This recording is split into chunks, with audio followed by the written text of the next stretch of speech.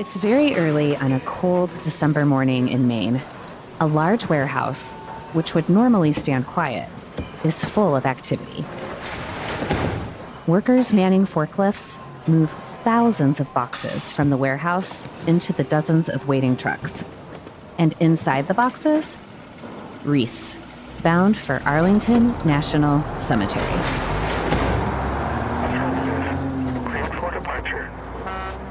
After hours of loading, the fleet of trucks and drivers begin their journey. For some drivers, it's just another trip across multiple states. But for others, it's something bigger, something more important.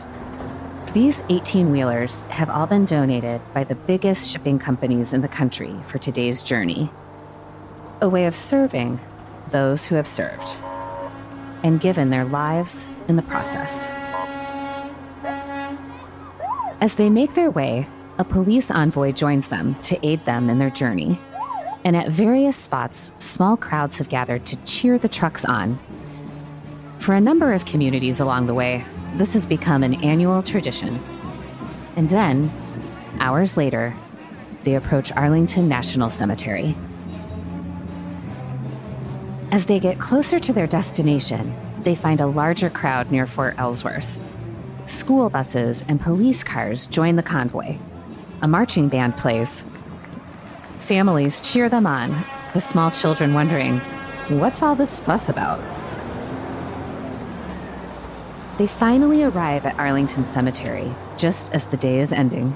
The truckers greet each other, as well as dozens of volunteers who are prepping for the next day's event. Their journey's done, but things are just getting started. And early the next day, the truckers open their rigs and help to unload the boxes of wreaths. These wreaths are then organized by hundreds of volunteers and then given to even more. These volunteers, men, women, children, families, veterans, then take them and place them carefully on every grave. And then they stand back, take a moment, and say the name of the fallen service member out loud. A tribute to that person for giving their life. The truckers join in, taking out some wreaths on their own. They say the name of the fallen and then look back to their truck. It's been a long journey, but an important one. Back in 1992, Morrill Worcester, owner of a Maine-based wreath company, found himself with 5,000 unsold wreaths. Wondering what to do with them, he reflected on a trip he made to Washington, D.C. at the age of 12, and how affected he was when he visited Arlington National Cemetery. Inspired, he and his family organized a small convoy to place those wreaths on the graves of the fallen. What started out as a family venture, over the last 31 years, has turned into an organization with tens of thousands of volunteers that places millions of wreaths every year on graves across the country. It's an inspiring event, one that celebrates the importance of freedom and service.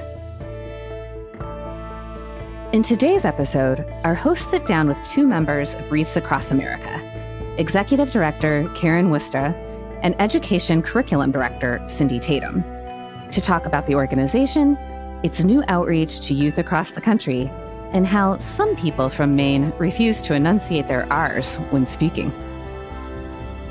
I'm Carrie Varohaikis, and this is Army Matters.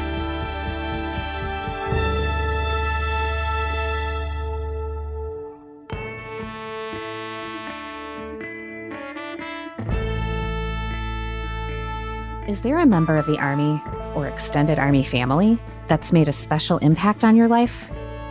Would you like to thank them publicly? We're airing an upcoming episode we're calling our Shout Out Special, in which listeners have the opportunity to share stories of how someone has aided them along the way and let them know the impact they've had. If you'd like to give a shout out to someone, please call us and leave a message on our HUA hotline at 703-236-2914, or send us a note to podcast@ausa.org. That's 703-236-2914 or podcast@ausa.org. HUA.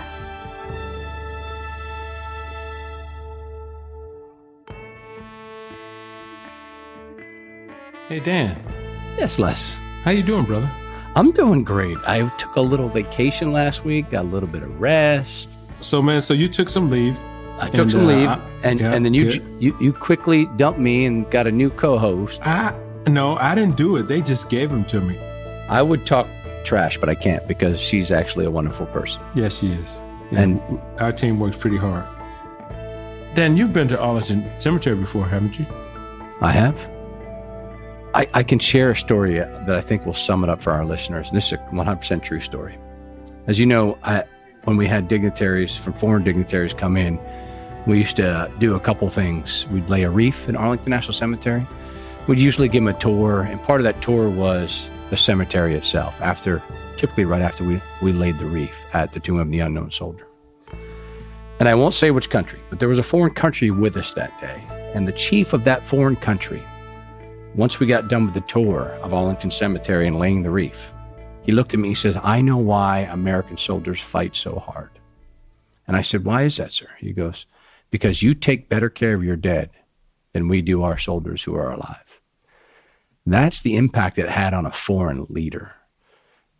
And for our listeners, if you haven't been to that hollow ground, that sacred hollow ground of Arlington National Cemetery, there's a reason why it is so sacred. Because those who give their lives in the defense of our freedom deserve the most sacred place to lay to rest. Yeah. And it's really not only Arlington National Cemetery, it is all of the military cemeteries in the United States and in other countries. Oh, yeah. That you feel that same sense of solemnness. For me, there's several of my soldiers that we lost when I was the 20th Suburban Commander. And I had a spouse come see me because she lives close to where her husband is buried in Arlington. And the kids gave me a picture. And the picture was of, and it's in my office. You haven't seen it before because I just brought it in. I just found it as you go through boxes and stuff. She said, "You got on the ground in your Class A uniform with my youngster when I was pregnant with this little guy." And I was like, oh, my goodness. Wow. And so, the thing about Arlington Cemetery and all of our national military cemeteries is that it's a solemn duty of all those that participate in the part that they play, but also, the many volunteers that take care of those grave sites because they're special to each person. We have two people on our podcast today that represent a great organization. Yeah. You got to sit down with people who really do care about our national cemeteries. Yeah. And they do something special every year, don't they? Every year. Yeah. Every year. Yeah. And I think they have a goal, right? Their goal is to put a wreath on every gravesite in every national cemetery. Yeah. That's pretty awesome. That's a big deal. And it's, and you could tell, we're not as chipper as we normally are doing this because this is a pretty solemn piece, but these are some fun ladies that we have on the podcast today. Yeah. And, we're not as chipper as we normally are. This is very serious and very sacred to us, but we should be happy because these two ladies work hard to celebrate the lives of those who gave everything for us. That's a real special thing. Yeah. Yeah. Let's bring them on, Les. Yeah, it's good. Hello, everyone. I'm LaSherryn Duncan, one of the senior producers for Army Matters podcast, and I am filling in for SMA Daily. Although we miss his presence, I think we'll still have a little fun today because we have two amazing women joining us from Wreaths Across America. We have Karen Worcester and Cindy Tatum. Welcome to the show, ladies. Thanks for having us. Thank you so much. LaSherryn, you didn't introduce me. I'm going to get to you, sir. My feelings are hurt. Oh, so yes, I would love to let you know who is with us. Our fabulous, amazing, the great, the awesome Lieutenant General retired Les Smith. Say hi, sir. Come on, LaSherryn. There's no need to lay it on so thick. Even though you really forgot about me. I thought I was a co-host here too. I'm Leslie Smith, the former Army Inspector General, and I'm really happy to be here with you, Karen and Cindy. But, before we begin, I have an important question. Where are you from? Because I'm hearing a bit of a twang, aren't I? Do I need a translator? Is that it? No, you don't need a translator. Just tell us where you're from. I'm from Columbia Falls, Maine, and you hear no R's, we don't bother with them. We you don't bother need with them. R's? Okay. No. So I will tell you. Yeah, go ahead. The worst interview that I ever did in my life was with Joe Piscopo. Okay. And if you can imagine Joe Piscopo and I trying to talk to each other, it was like a comedy routine. I can imagine. How about you, Cindy? Where are you from? Well, I was born in Virginia, but I have been a resident of the state of Tennessee for longer than I actually lived in Virginia. So we are between Memphis and Nashville. Come on, you all. Let's focus. Come on. Let's talk about Wreaths Across America. Karen, for those who aren't familiar with the organization, can you tell us what it does? Our mission is to remember the fallen, honor those that serve, and I think most importantly, to teach the next generation the cost of freedom. And we're most known for placing wreaths on veterans' graves during the holiday season. But we actually are a year-round organization, and Cindy works very diligently on that teach part, and we're seeing our curriculum be downloaded many, many, many times. And I believe firmly, remembering is the least we can do, honoring is the least we can do, but teaching is the most we can do. That's great. Because the next generation needs not only to enjoy freedom, but to be responsible for it. And teaching, sharing the stories, and embracing, bringing them in to understand what the sacrifice is and how fragile freedom is. That is a responsibility of all of us as adults in this country. Yeah, I couldn't agree with you more. Service is the bedrock, I think, to keep our community and our organizations together, this country together. So how did this organization begin? I understand your husband started this initiative in 1992. Could you tell us a little bit more about that? Well, we had been and still are in the balsam products business for many, many years.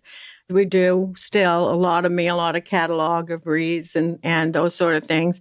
And that particular year, he had a surplus of wreaths, and it was middle of December, and he wanted to do something worthwhile with these wreaths. And he recalled a trip that he won as a paper boy to Washington, D.C. when he was only 12 years old.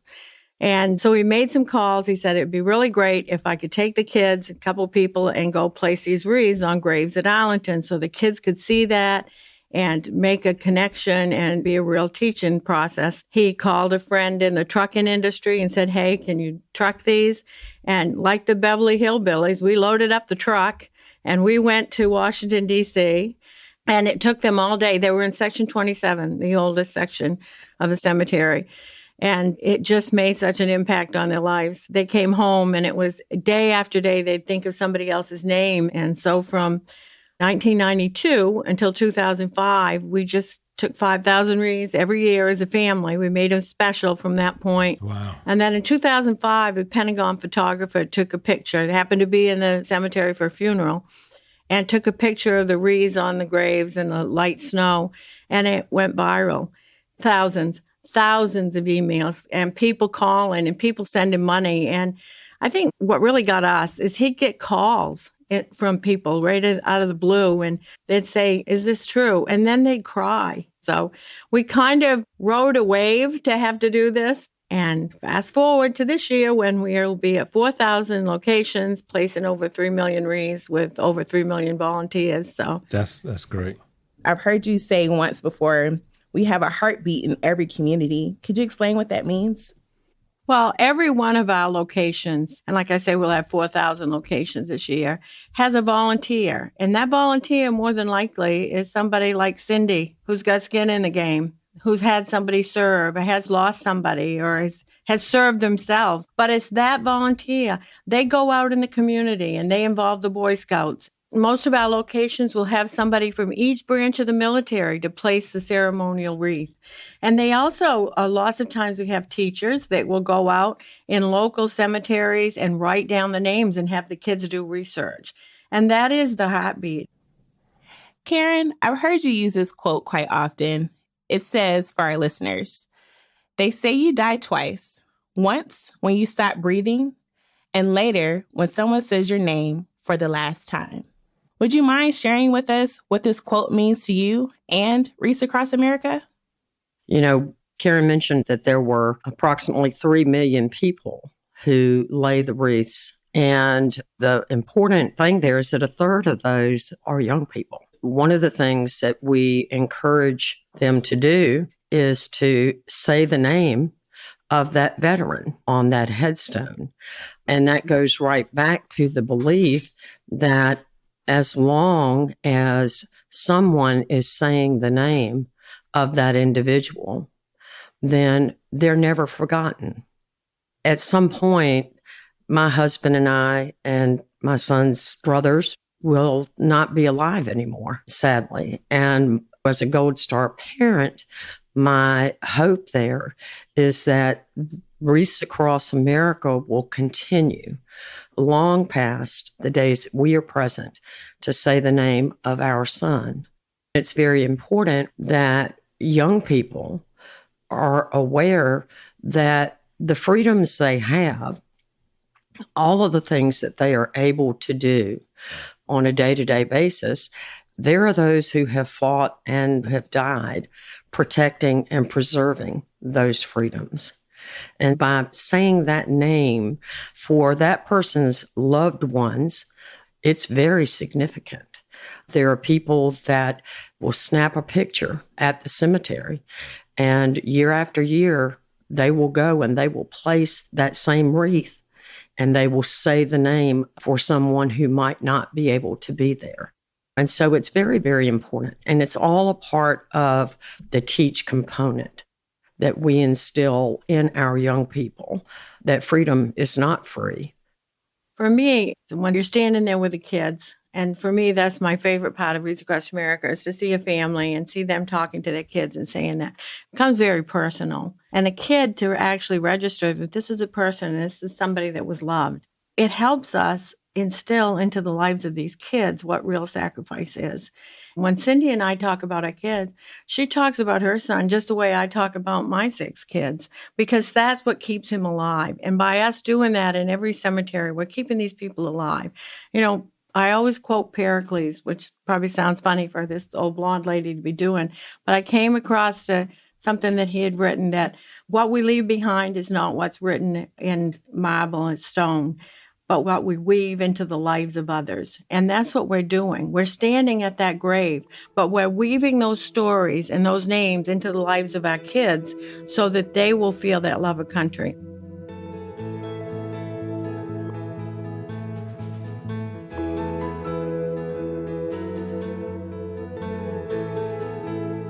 This message is from the U.S. Department of Veterans Affairs.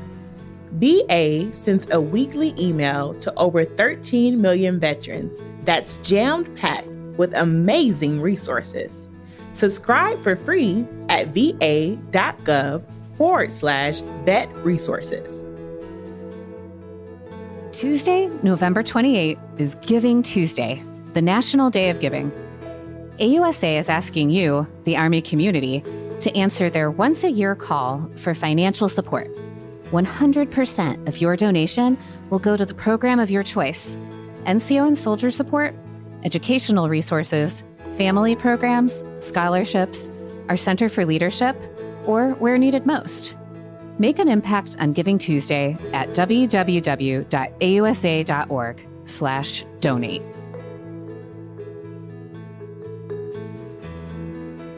Hello, everyone. Welcome back to Army Matters. We're here with Karen and Cindy from Wreaths Across America. Now, Cindy, I have an important question to ask you about someone that you loved. Your son, Corporal Daniel Lee Tatum. Can you tell us a little bit more about him? You know, I think a lot of people shy away from asking Gold Star parents about their children. I think it's because they feel like it'll make us sad or make us very unhappy. But I think to the contrary, I never turn away from a chance to talk about Daniel. Daniel was in the Marine Corps, and he had joined after he found out that his older brother, his unit, was going to be deployed to Iraq. Daniel said if his brother was going to serve, then he also would serve. And Daniel served 2 tours in Iraq. And when he came back from his second tour, he had called me on Christmas Eve day and he said, Mom, I need to know how to make your green bean casserole because we're getting ready to cook this big old dinner here. And I said, Daniel, don't you think it's a little bit industrious for a bunch of Marines to think that they're going to cook Christmas dinner? He kind of laughed and said, well, we can do anything. So the next day, Christmas Day, we had just been sitting around the Christmas tree, kind of waiting really for him to call, because, of course, he was stationed at Camp Pendleton out in California, and we are in Tennessee. It was probably 10 o'clock. My older son saw this van pull by and slow down outside of the house, and he kind of looked at me, and my husband looked at me, and I didn't think much about it. The van turned around and came back into the driveway. And when I see this van that's full of Marines, and I can remember telling my husband at that time, I said, oh my gosh, Daniel has found a way to come home. He is here. He is here. He's going to get out of this van. And of course, that was not the case. And the casualty officers came to our door and, of course, said, are you Cynthia Johnson Tatum? We regret to inform you that your son, Corporal Daniel Lee Tatum, was killed in an automobile train collision last night. And so that's how we found out about his passing. Cindy, thanks so much for sharing that. I would have loved to have met and known Daniel. Cindy, how did you get involved with Gold Star Mothers and then Wreaths Across America? I had a very dedicated lady who is also a Gold Star mother, Molly Morrill, and her son, Captain Brent Morrill, was killed in Iraq. And so she called me right before my family and I were getting ready to fly out to Camp Pendleton for the memorial service. And she talked to me on the phone and she said, well, I'll call you when you get back, but I want to tell you about this organization called the American Gold Star Mothers. So she called me monthly the next year and a half. And finally, I said, yes, I will come to this event. And so fast forwarding, went through chapter president here, department president in the state of Tennessee, and then served on the national board for American Gold Star Mothers for 8 years and was president of the organization 2020 until 2021. Karen and I met for the very first time at the very first American Gold Star Mothers convention that I attended back in 2010. Okay. She and Morrill had done a wreath presentation. My husband and I walked outside because there was a little break. And a few minutes later, Karen and Morrill came out the door. And I looked at her then and I said, I know that at some point we're going to have to be connected because of the proximity of what you do to my own son's passing, both of them being at that time of year. So fast forward that, if you will, to 2020. And of course, that was the year of COVID. And Karen had asked me if I would serve as the Grand Marshal. And I went, and it was absolutely phenomenal. So at the end, we had placed a wreath at the Tomb of the Unknown. And Karen, I have something that I'd like to ask you to do. And I said, call me, because I'm definitely game for this. There's something I think Gold Star families usually say, and that is there are no coincidences in life. We are where we're supposed to be at the time we're supposed to be there. Cindy, thanks so much for sharing that. It really means a lot to our listeners to be able to tell the stories of our fallen, and as a Gold Star mother, important for you to tell that stories. Cindy, you are the lead for the educational component of the organization, and I'm sure you have interacted with a lot of youth in your time being there.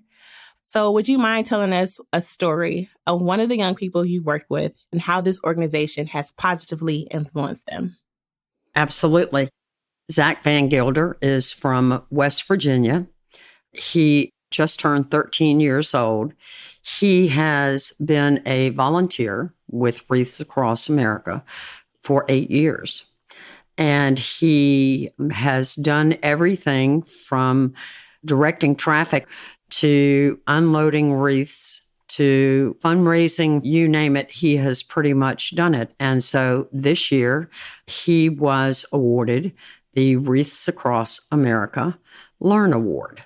And he has decided that he would like to be a location coordinator. This year, he is going to serve as an assistant location coordinator at the age of 13. Wow. That kid's going to be running the place in a couple years. And Karen, how about you? Can you share a story of a young person who has been changed by this organization? I don't have just one child that is affected positively. I have, to get very emotional here, I have 6 kids and 9 grandkids. Oh, wow. And they've grown up in this. Okay. And Cindy didn't want this job of being a Gold Star mother, but her kids understood what it takes to keep us free. My kids get it because they've listened to the stories. My middle daughter, I'll never forget it. It was Lloyd Byers. We listened to him speak one time. My daughter was 14 at the time. And as he spoke about his son and what his son had done, he knew that he was dying. But in his last breath, he kept telling his unit, keep moving forward, keep moving forward. And when my daughter came out of that auditorium, she said, I get it, Mom. Now I get it. So my kids have been exposed to this. This is why I love Wreaths Across America. It's almost every one of those 3 million wreaths will be sent by somebody who couldn't get there to put a wreath on their loved one's grave and to teach those kids that that's a person. And then to do the act of kindness of maybe taking a photo and sending it to the person and bringing us closer together. And if every kid in America could have the opportunity that my kids and grandkids have had to meet the Cindys and to learn about Daniel and just be part of the bigger picture that is what this country stands about, because we're good and we're strong. And these are the strongest people, and we need to build the rest of what we are on that. You know, Karen, I completely agree with you.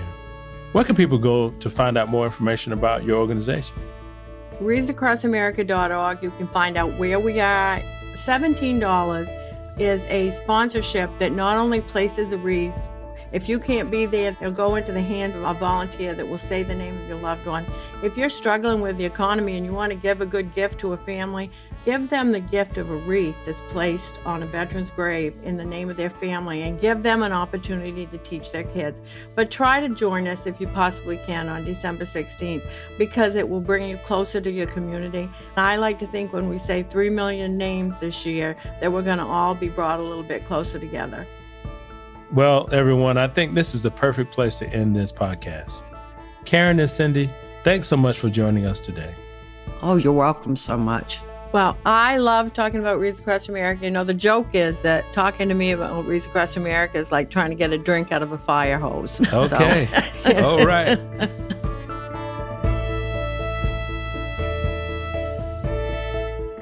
To all our listeners, thanks for joining us. Army Matters is brought to you by the Association of the United States Army, the U.S. Army's professional association, member-supported, Army-connected.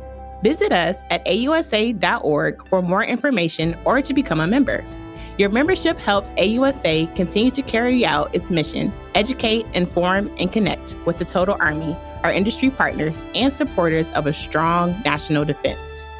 Today's episode was hosted by Lieutenant General Retired Les Smith and SMA Retired Dan Daly, and anchor hosted by Carrie Barrow-Heckes. Anthony Del Call is the producer and writer, and Andy Bosnack is the supervising sound editor. Unzinga Curry is the executive producer, and the senior producers are Carrie Barrow-Heckes and LaSherryn Duncan. Be sure to subscribe to Army Matters wherever you get your podcasts, and please leave a review. As you know, we love seeing stars in the Army, especially if it comes in the form of a 5-star review. AUSA's Army Matters podcast can also be heard on Wreaths Across America Radio on Monday at 8 p.m. Eastern, on the iHeart Radio app, the Audacy app, and the TuneIn app with the search of the word Wreath. AUSA's Army Matters podcast primary purpose is to entertain. The podcast does not constitute advice or services. While guests are invited to listen, listeners, please note that you're not being provided professional advice from the podcast or the guest. The views and opinions of our guests do not necessarily reflect the views of AUSA. For questions or to provide topic recommendations, email us at podcast@ausa.org. I'm LaSherryn Duncan. Hope you have a great Army Day. Hooah!